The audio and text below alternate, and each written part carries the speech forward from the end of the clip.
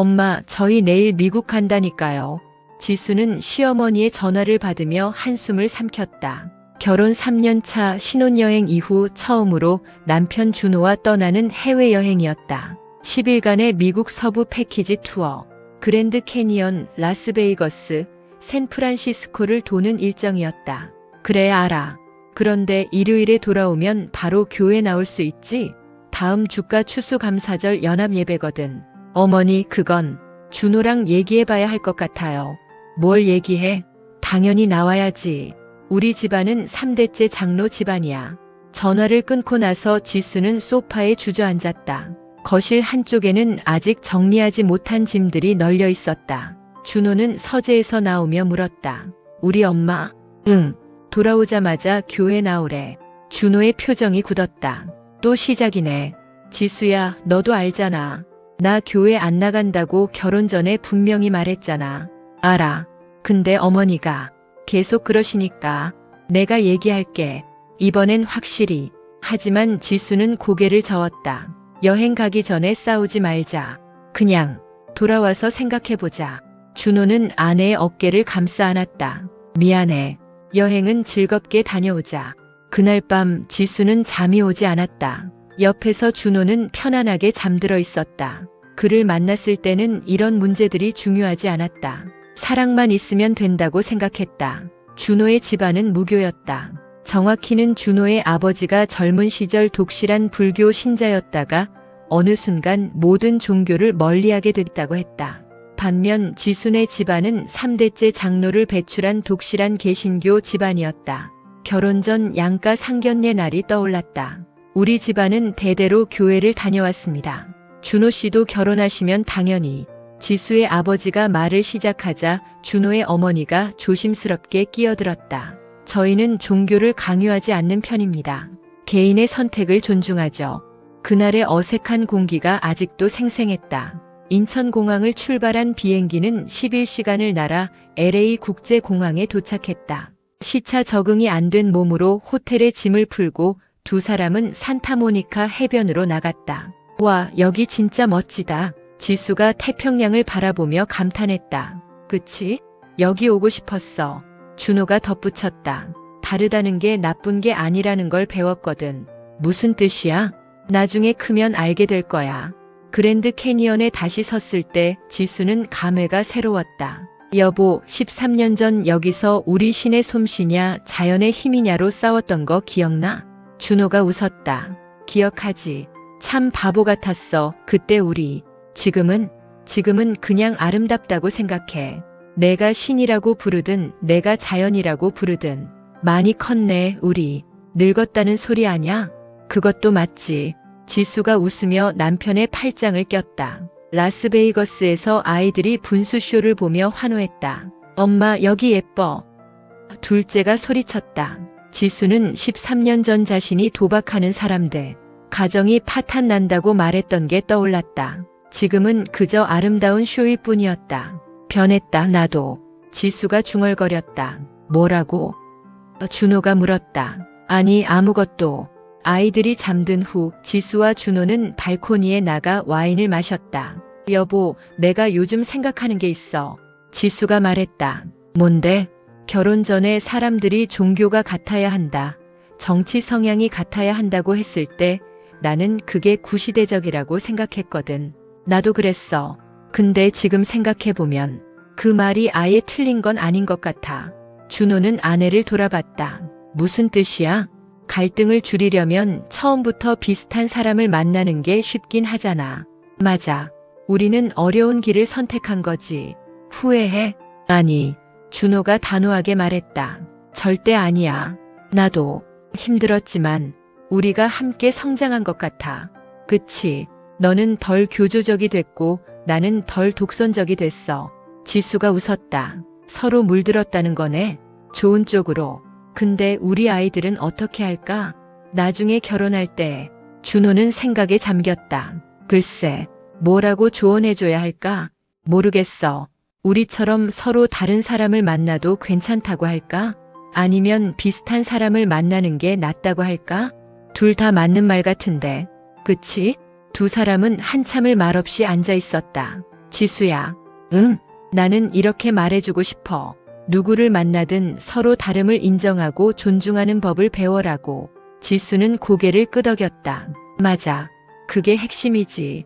근데 솔직히 말하면 처음부터 비슷한 사람을 만나면 더 쉬울 거야. 응.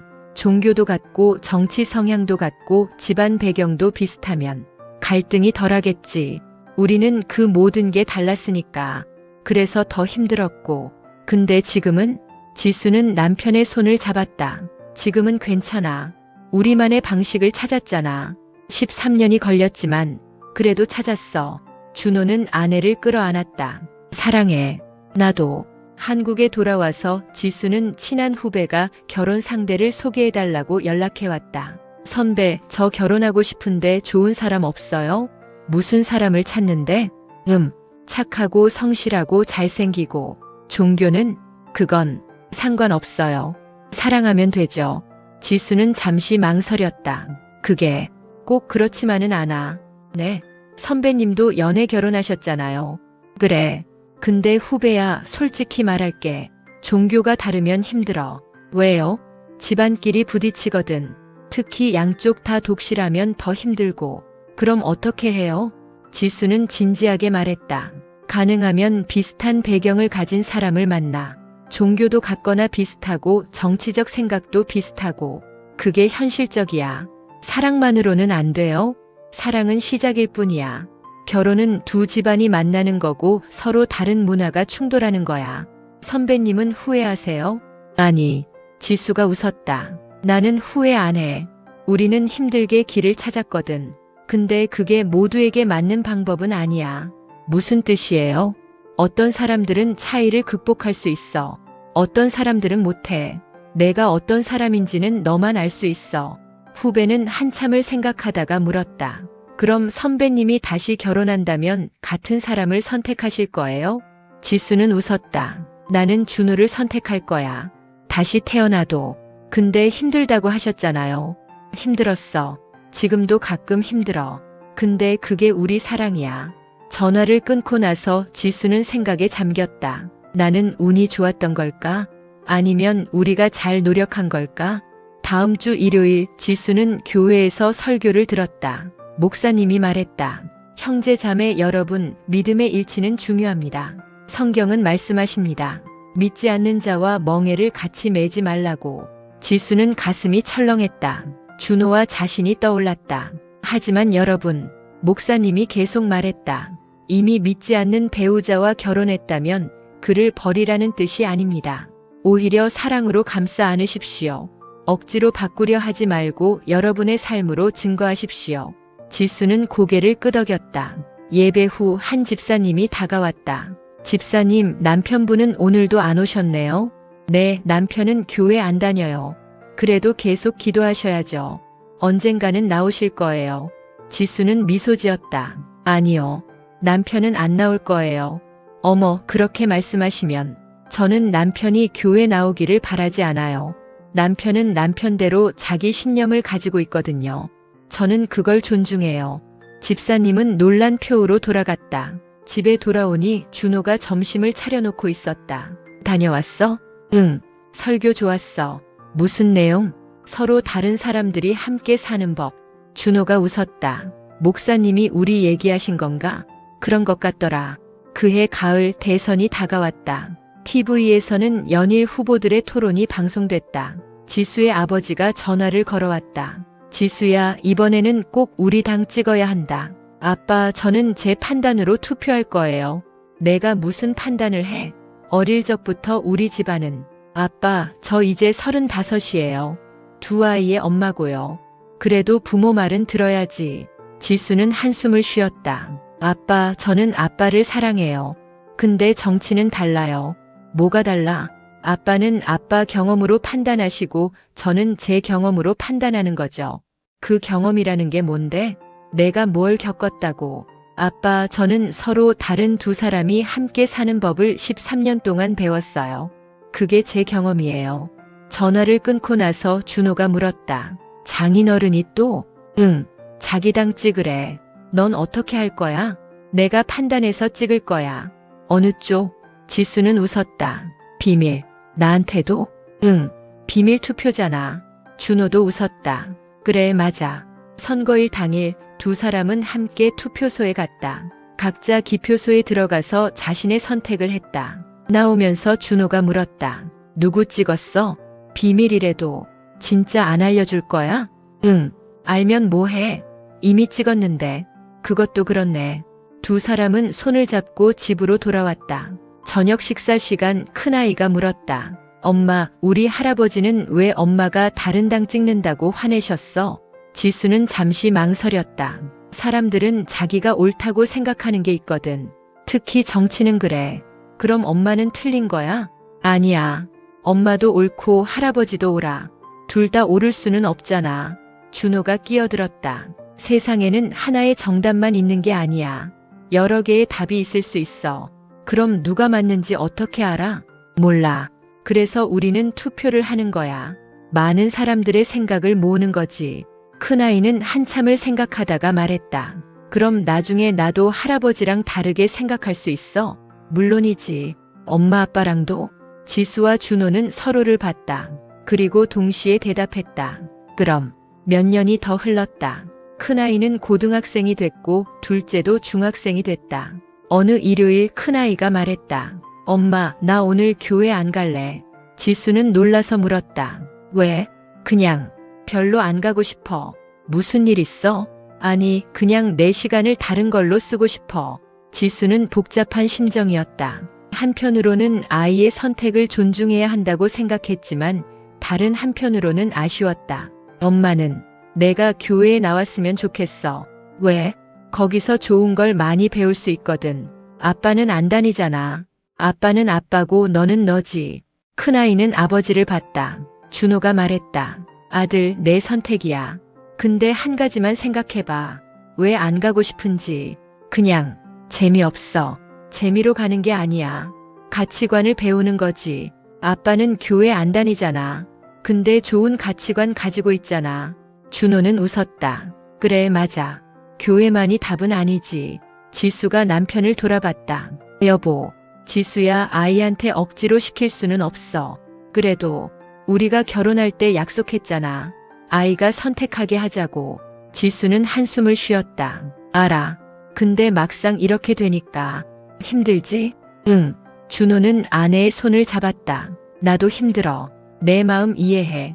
어느 날 시어머니가 찾아왔다. 손자들과 시간을 보낸 후 지수와 단둘이 차를 마셨다. 지수야, 내 어머니. 내가 미안해. 네.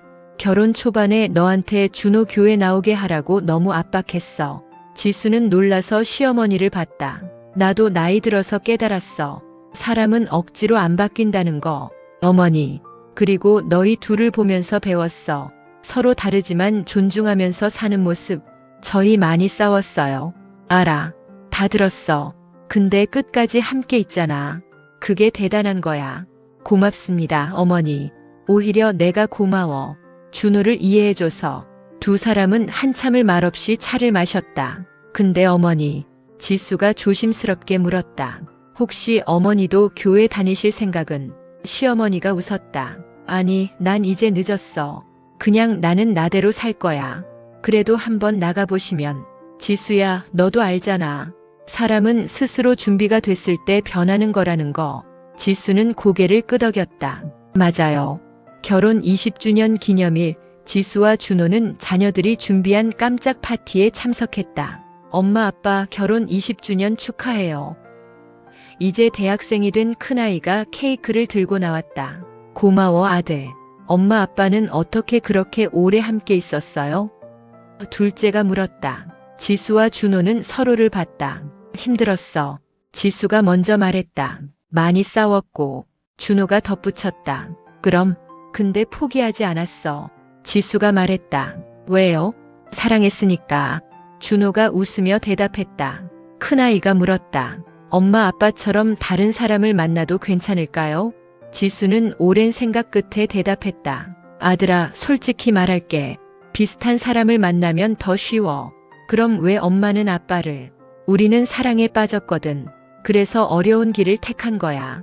준호가 덧붙였다. 만약 내가 내 인생에서 진정으로 사랑하는 사람을 만났는데 그 사람이 너와 다르다면 그럼 함께 노력해봐. 근데 힘들 거예요? 응, 엄청 힘들 거야. 그래도 해볼 만한 가치가 있어요? 지수와 준호는 손을 맞잡았다. 있어. 두 사람이 동시에 대답했다. 그날 밤 아이들이 돌아간 후 지수와 준호는 발코니에 나가 별을 봤다. 여보, 우리 잘한 거 맞지? 지수가 물었다. 뭘? 이렇게 함께한 거. 당연하지. 근데 가끔 생각해. 만약 처음부터 나와 비슷한 사람을 만났다면 더 쉬웠을 텐데. 그럼 그 사람과 결혼했을까? 모르지.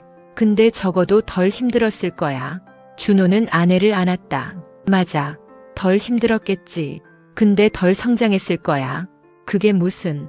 우리는 서로에게 배웠잖아. 나는 너한테 관용을, 너는 나한테 유연함을. 지수는 고개를 끄덕였다. 그런가? 그래. 만약 내가 나랑 똑같은 사람을 만났다면 나는 지금의 내가 아니었을 거야. 나도. 두 사람은 한참을 포옹한 채 서 있었다. 여보, 내가 정리를 해볼게. 지수가 말했다. 뭘? 우리가 배운 것들. 아이들을 위해서. 좋아. 지수는 핸드폰을 꺼내 메모를 작성하기 시작했다. 결혼에 대하여 마이너스 우리 아이들에게. 첫째, 비슷한 사람을 만나는 게 쉽다. 종교가 같으면 편하다. 정치 성향이 비슷하면 덜 싸운다. 집안 배경이 같으면 갈등이 적다. 둘, 하지만 사랑은 계산이 아니다. 마음이 가는 사람이 따로 있다. 다르다고 포기할 수는 없다. 셋, 다른 사람을 선택했다면 준비하라. 많이 싸울 거다. 가족 간 갈등도 있을 거다. 쉽지 않다. 넷, 그래도 가능하다. 서로를 존중하라. 바꾸려 하지 마라. 이해하려 노력하라. 타협점을 찾아라. 다섯, 가장 중요한 것. 사랑, 인내, 그리고 끝까지 함께 하려는 의지. 준호가 메모를 읽고 웃었다. 우리 인생이 다 여기 있네. 응. 20년이 이 몇 줄로 정리되네. 짧지? 응. 근데 살아보니까 알겠어. 이게 전부야. 두 사람은 다시 별을 올려다봤다. 서로 다른 두 세계에서 온 두 사람. 종교도 달랐고 정치 성향도 달랐고 자란 환경도 달랐다. 20년 동안 수없이 부딪히고 싸우고 화해했다. 쉽지 않았다. 지금도 완벽하지 않다. 하지만 여전히 함께 있다. 그게 전부였다. 끝하네의 손을 잡았다.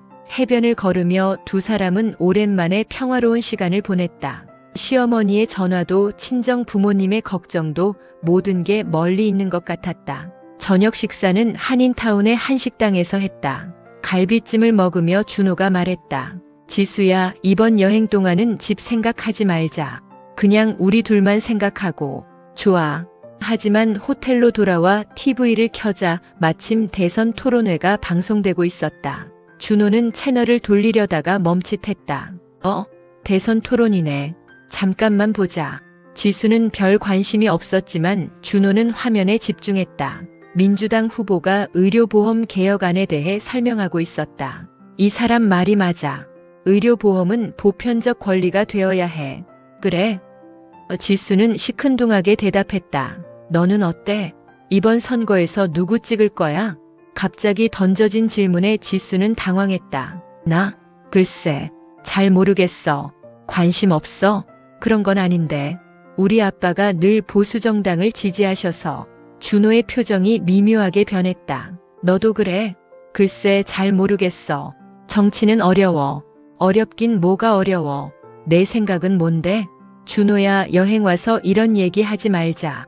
준호는 TV를 껐다. 약간 불편한 공기가 흘렀지만 둘은 곧 잠자리에 들었다. 다음 날 일행은 버스를 타고 그랜드 캐니언으로 향했다. 6시간의 긴 이동 시간 동안 준호는 버스 안에서 책을 읽었다. 지수는 그 책 제목을 힐끗 보았다. 신은 없다 마이너스 리처드 도킨스. 그 책 재밌어? 지수가 물었다. 응. 논리적이고 명쾌해. 너도 한번 읽어봐. 나는 별로. 왜? 읽어보지도 않고? 그냥 그런 책은 별로야. 준호는 고개를 끄덕이고 다시 책에 집중했다. 지수는 창밖을 보았다. 끝없이 펼쳐진 사막이 보였다. 그랜드 캐니언에 도착했을 때는 오후 3시였다. 협곡의 장엄함 앞에서 두 사람은 말을 잃었다. 와, 이게 진짜 자연이 만든 거야? 지수가 감탄했다. 수억 년에 걸쳐 강물이 깎아낸 거래. 엄청난 시간이지. 신의 솜씨 같아. 지수가 무심코 말했다. 신이 아니라 자연의 힘이지. 준호가 정정했다. 그게 그거 아냐? 완전히 다르지. 또다시 미묘한 긴장이 감돌았다. 가이드가 사진 찍어준다며 두 사람을 불렀고 그들은 억지로 웃으며 카메라를 향했다. 저녁 식사 자리에서 패키지 투어의 다른 부부가 말을 걸어왔다. 두 분 신혼부부세요? 아니요, 결혼한 지 3년 됐어요. 지수가 대답했다. 아, 그럼 저희랑 비슷하네요. 저희도 3년 차예요. 저희는 교회에서 만났거든요. 두 분은요? 저희는 직장에서 만났어요. 아, 그러시구나. 혹시 교회 다니세요? 지수가 대답하려는데 준호가 먼저 말했다. 저는 안 다닙니다. 아, 네. 그 부부는 약간 어색한 표정을 지었다. 지수는 남편을 쳐다봤다. 왜 그렇게 단호하게 말하는지 이해할 수 없었다.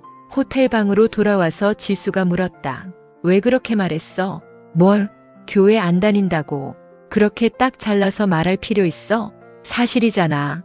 나 안 다니는데 뭐라고 말해? 다닌다고 거짓말해? 그게 아니라 좀 더 부드럽게 말할 수 있었잖아. 지수야. 준호가 아내를 바라봤다. 나는 종교가 없어. 그리고 앞으로도 가질 생각 없어. 이거 결혼 전에 분명히 말했잖아. 알아. 근데 뭐? 어머니가 계속 교회 나오라고 하시잖아. 그래서 내가 나가야 해.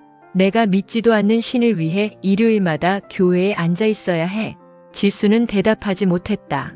준호의 말이 틀린 건 아니었다. 하지만 시어머니를 설득할 자신도 없었다. 준호야, 가끔만 나가면 안 돼? 명절이나 특별한 날만. 싫어. 나는 위선자가 되고 싶지 않아. 위선자? 그게 무슨. 믿지도 않으면서 예배당에 앉아 있는 게 위선이지 뭐야. 지수는 화가 났다. 그럼 나는 위선자야? 나도 매주 교회 가는 게 힘들 때도 있어. 근데 가족이니까 우리 집안의 전통이니까 가는 거잖아. 그게 문제야. 전통이라는 이름으로 강요하는 거. 둘은 그날 밤 등을 돌리고 잤다. 다음 날 일행은 라스베이거스로 이동했다. 화려한 네온 사인과 카지노의 도시. 지수와 준호는 전날의 싸움을 덮어두고 여행을 계속했다. 저녁 자유시간에 두 사람은 벨라지오 호텔의 분수쇼를 보러 갔다. 음악에 맞춰 춤추는 물줄기는 환상적이었다. 예쁘다. 지수가 중얼거렸다. 응. 준호도 고개를 끄덕였다. 잠시 평화로운 시간이었다.